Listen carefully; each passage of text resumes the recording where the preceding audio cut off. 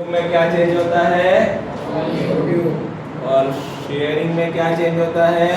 इधर कोई तो था नहीं है, ठीक है आगे। अच्छा, प्रेशर को स्ट्रेस कब बोलना स्टार्ट किया? प्रेशर को स्ट्रेस क्यों बोल रहे हैं हम लोग? कोई बता सकता है? प्रेशर को स्ट्रेस क्यों बोल रहे हैं? हाँ, डायमेंशन और शेप चेंज हुआ तो एक ऐसा प्रेशर जो डायमेंशन और शेप को चेंज करता है तो हम उसे क्या बुलाएंगे? स्ट्रेस। क्या बुलाएंगे? स्ट्रेस। आपने वो एक तारक मेहता वाला वो एपिसोड देखा है जिसमें वो योगा कर रहे होते हैं और फिर वो योगा करते वक्त ना वो ऐसे ही हो जाता है, देखा आप लोगों ने?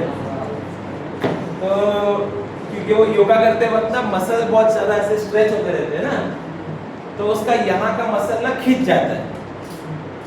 तो डॉक्टर हाथी उसे बोलता है, बेटा भाई आपको स्ट्रेन हो गया है। क्या हो गया है? क्या हो गया है? स्ट्रेन का मतलब कि उसका जो मसल है वो खिंच गया है। क्या हो गया है? मतलब जो भी उसके मसल का एक्चुअल लेंथ होगा ना उससे थोड़ा बढ़ गया है, वो स्ट्रेच हो गया। क्या हो गया है? इसीलिए अभी हम लोग अगला टॉपिक पढ़ेंगे स्ट्रेन। क्या पढ़ेंगे? चलिए हेडिंग लेंगे स्ट्रेन।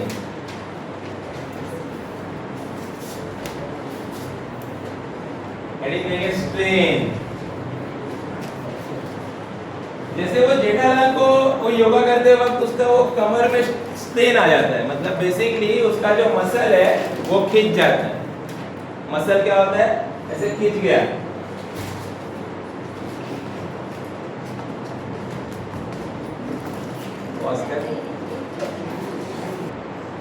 चलिए लेट्स मूव अहेड।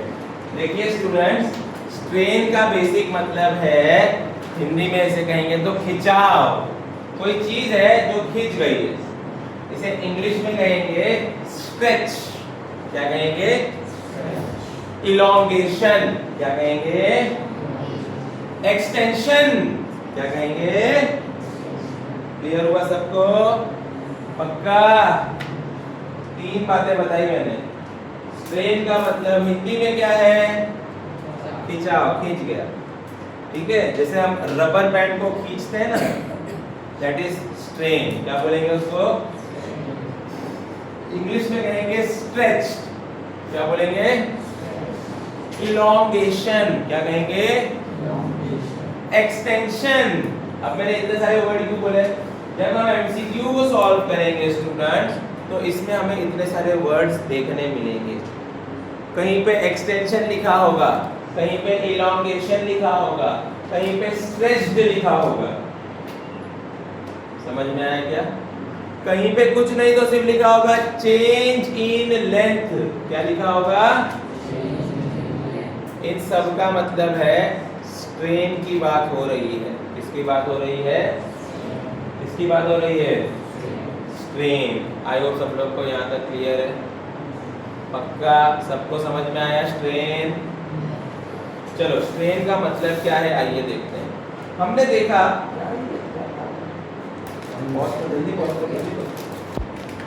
हमने देखा डायमेंशन चेंज हो रहे थे, कभी लेंथ चेंज हो रहा था, कभी वॉल्यूम चेंज हो रहा था, कभी शेप चेंज हो रहा था। हो रहा था कि नहीं हो रहा था? इन सब में चेंज होते हुए आपने सब कुछ देखा। आपने देखा लेंथ चेंज हो रही थी, है ना? तो क्या आप ऐसा बोलेंगे कि सर हमने प्रीवियस टॉपिक में डायमेंशन को चेंज होते हुए देखा है? क्या चेंज होते हुए देखा? डायमेंशन। मतलब हमने एक रॉड देखी जिसकी इनिशियल लेंथ थी कुछ तो भी थोड़ी देर बाद चेंज हो गई। देखिए यहाँ पे डायग्राम में इस रोप को देखिए, इसकी लेंथ कितनी है? एल है। ये इसकी ओरिजिनल लेंथ है। क्या है ये? इसकी मास लगाने से देखो स्ट्रेच हो गया, इलॉन्गेशन हो गया, एक्सटेंशन हो गया। हुआ कि नहीं हुआ? बरोबर के नहीं? अब इधर देखो, ये बड़ा वाला बॉक्स देखो पहले, बड़ा वाला बॉक्स, ये इसका ओरिजिनल वॉल्यूम है। क्या है ये? आपने प्रेशर लगाया, उसका वॉल्यूम ही चेंज कर दिया आप लोगों ने। क्या चेंज कर दिया? क्या चेंज कर दिया? यहाँ पे देखो, ये अपना ओरिजिनल शेप था, उसको तुमने चेंज कर दिया। किया कि नहीं किया? स्ट्रेन का मतलब है change in dimension per unit original dimension. Strain का डेफिनेशन क्या है? Change in dimension per unit original dimension. लिखेंगे स्ट्रेन, हेडिंग देंगे।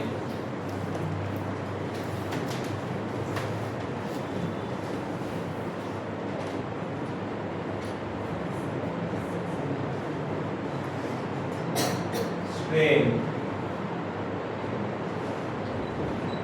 लिखूंगा चेंज इन डायमेंशन, लिखिएगा तो change in dimension per unit original dimension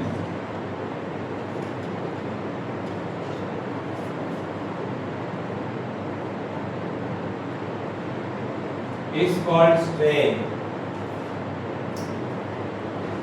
Change in dimension per unit original dimension is called क्या? strain। लिखा सब लोगों ने?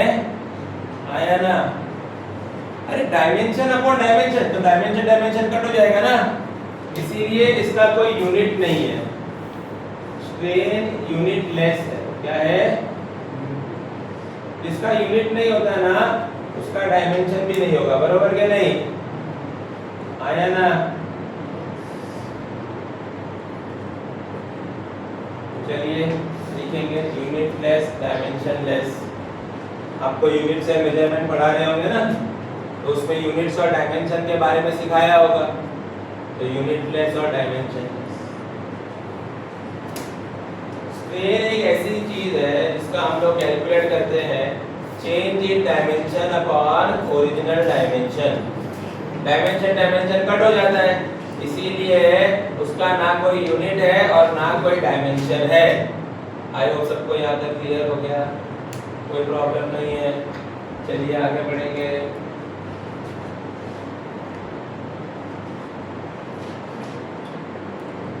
देखिए change in dimension upon original dimension, clear हो गया ना सब लोग को?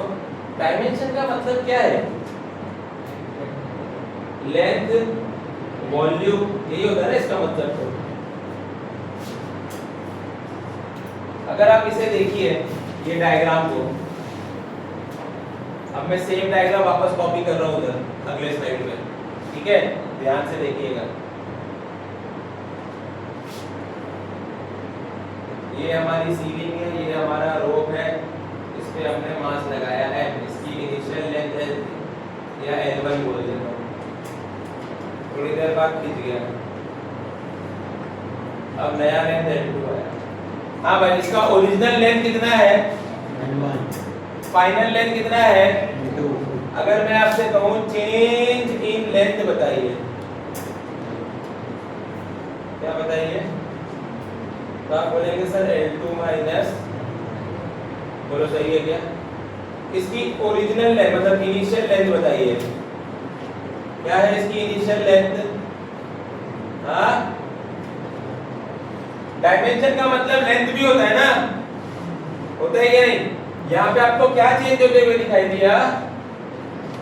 लेंथ। इसलिए इसका नाम है लॉन्जिट्यूडिनल स्ट्रेन। क्या नाम है? अरे ये तो मैं पहले ही पढ़ चुका हूँ, उस वक्त क्या पढ़ाया था? स्ट्रेस। अब क्या पढ़ा रहा हूँ? स्ट्रेन।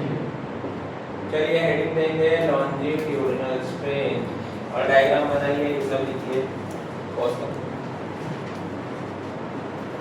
तो मैं लिखूंगा elongation अपॉन इनिशियल लेंथ। क्या लिखूंगा? elongation अपॉन ये लॉन्जिट्यूडिनल स्ट्रेन मतलब स्मॉल l अपॉन कैपिटल, या फिर delta l upon small capital. देखिए कैपिटल L मतलब इनिशियल लेंथ और स्मॉल l मतलब चेंजिंग लेंथ। लिखेंगे उसी के अंदर है सब लॉन्जिट्यूडिनल स्ट्रेन। और इनिशियल वॉल्यूम यहाँ पे देखिए, यहाँ पे इस डायग्राम को देखिए प्लीज।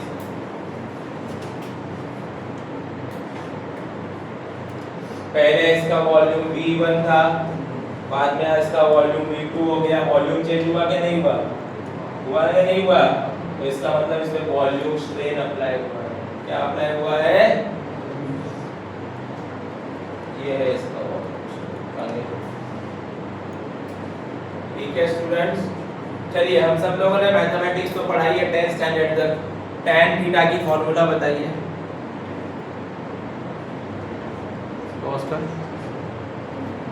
यहाँ से धक्का देने के बाद ये आगे गया क्या? नहीं, ये क्या हो गया था? ऐसे बेंड हो जाता है, ऐसी कुछ तो होता है ना।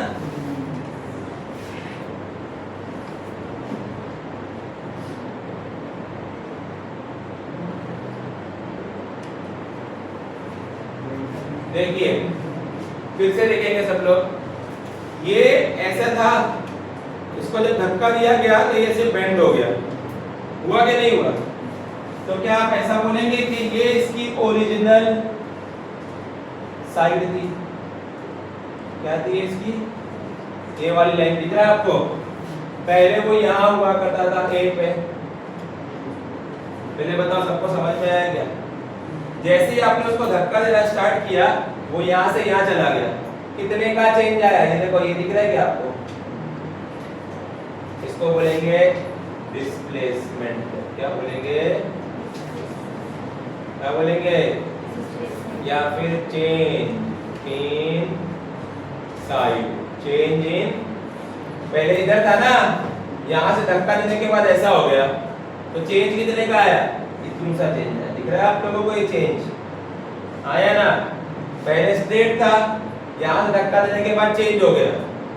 अच्छा, ये जब चेंज हुआ तो ये चेंज होने के दौरान यहाँ पे एक एंगल बनते हुए दिख रहा है क्या आपको? आपको ये एंगल बनते हुए दिख रहा है क्या? आया ना? हेडिंग देंगे shearing strain, shear strain. Heading देंगे शीयर स्ट्रेन। चलो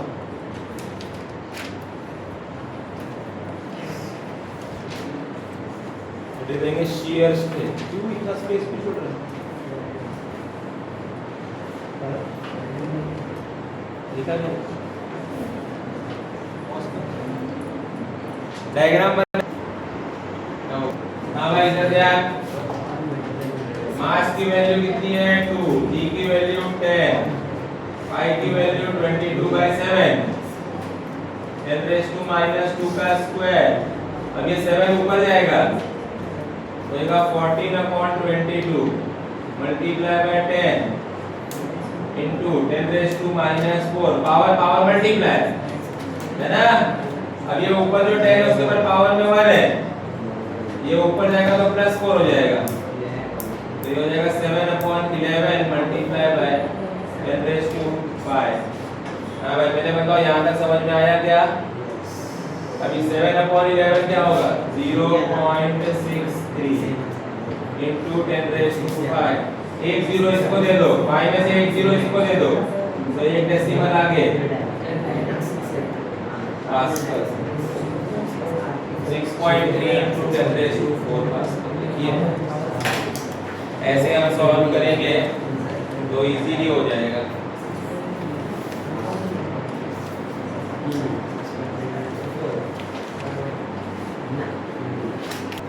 Experience longitudinal stress, steel wire experience longitudinal stress of 8 into 10⁹ Pascal.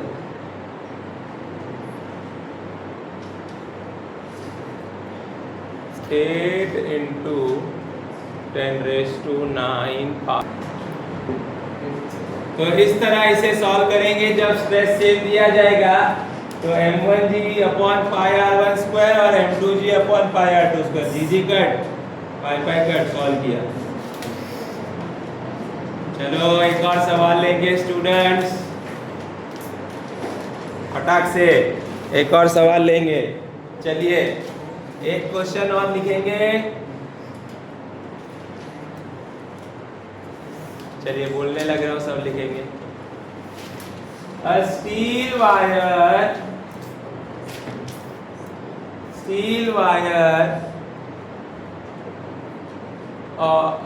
wire लिखा गया of longitudinal stress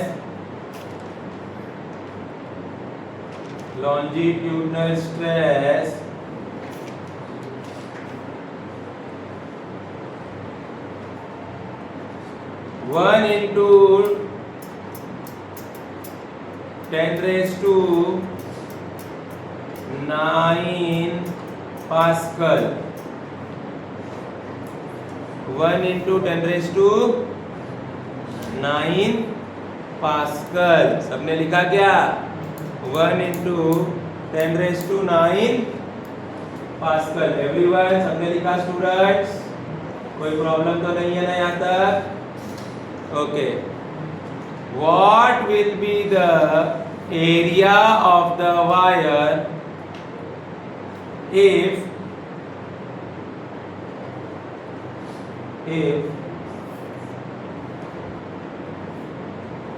what will be the area of the wire if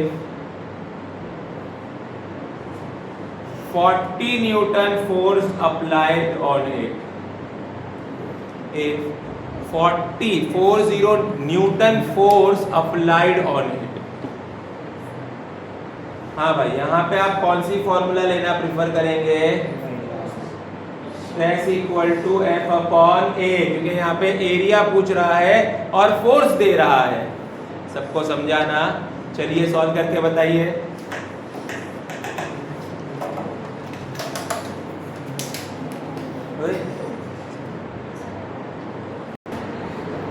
okay, सबको पता है stress equal to force upon, stress कितना दिया है? 1 into 10⁹9 40 upon A। 40 upon 10⁹9, 1 0 cut, 10⁻⁸8 metre. हाँ भाई, हुआ लिखकर। चलिए आखिरी सवाल। 4 का 40 का 1 0 काटा तो नीचे से भी 9 का 1 कट हो गया, तो 9 का 8 हो गया। नीचे 8 था, ऊपर जाके -8 होगा। संपला विषय। क्या कर रही थी? करना सही तो इधर रुक गई थी भाई, जल्दी कर। हाँ भाई, समझा आपको? उधर शरा अभी एब्सेंट मत रहा। अरे मैं लास्ट लेक्चर में तेरा तारीफ किया था, मैंने किया था ना? हाँ भाई। नहीं, 8 माइनस हुआ ना, 4 थोड़ी माइनस हुआ।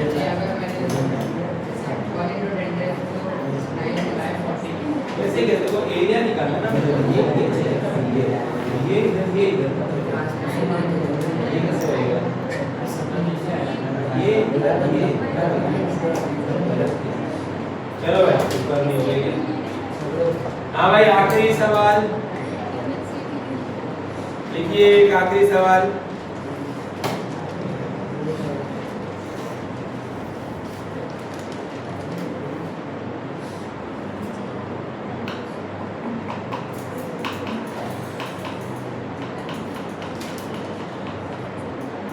Find the displacement of the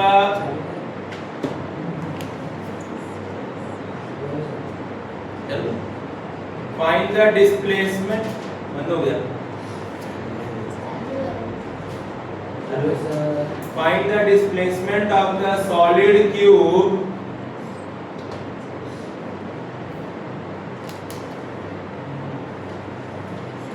of side 1 centimeter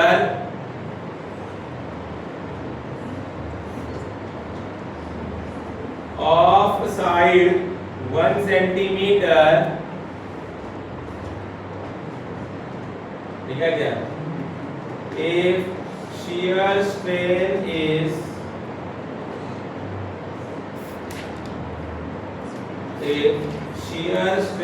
is bent up to 60 60 degree.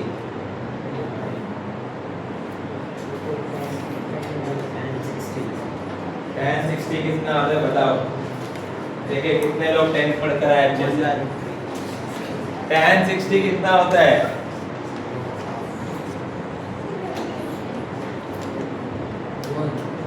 तो tan 45 होता है। √3 होता है। बहुत अच्छे। मैंने आपको थोड़ी देर पहले बताया था डिस्प्लेसमेंट अपॉन ओरिजिनल साइड बताया ना। तो ये हो गया √3। डिस्प्लेसमेंट मुझे कैलकुलेट करना है। साइड कितना दिया बोला? 1 सेंटीमीटर। तो डिस्प्लेसमेंट कितना हो गया? 1 इंटू मतलब √3 सेंटीमीटर। लिखेंगे। अगले लेक्चर में इसके आगे के टॉपिक्स हम लोग एक्सपेरिमेंट करेंगे। यहाँ पे सब लोग प्रेजेंट रहेगा। Do not be absent. Okay.